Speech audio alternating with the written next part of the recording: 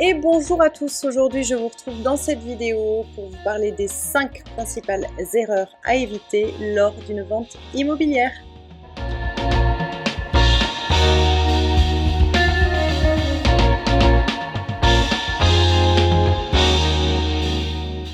Alors la première erreur est de surestimer votre bien.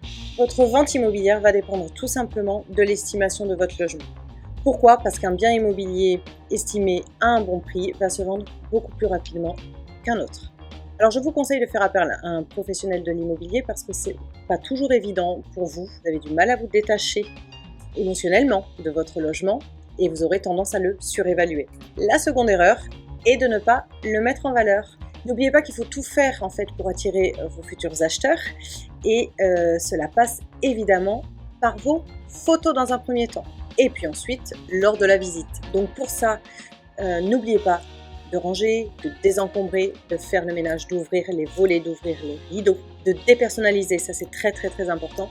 Et puis n'hésitez pas à effectuer de petits travaux comme repeindre des murs ou repeindre les portes des mobiliers de cuisine. La troisième erreur est de ne pas présenter les diagnostics techniques obligatoires. Pourquoi? Parce que tout simplement votre acheteur est en droit de se demander si vous n'avez pas quelque chose à lui cacher. Et puis pour éviter aussi une négociation supplémentaire, si jamais il y avait une anomalie qui apparaissait lors des diagnostics effectués après la prise d'offre. La quatrième erreur est de ne pas vérifier la solvabilité de vos acheteurs.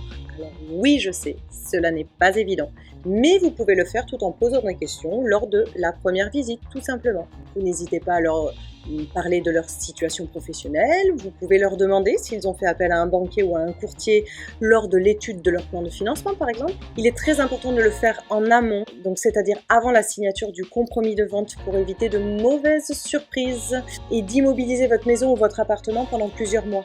Et la cinquième erreur, c'est de confier votre bien à plusieurs conseillers immobiliers parce que les conseillers immobiliers n'ont pas forcément les mêmes honoraires et votre bien va être présenté à des prix totalement différents. Et tout ça, ça fait fuir les acheteurs. Alors que si vous le confiez à un seul conseiller immobilier, vous aurez une relation privilégiée avec ce conseiller immobilier, vous allez instaurer une relation de confiance et vous aurez surtout un seul interlocuteur, donc ce sera beaucoup plus simple et confortable pour vous.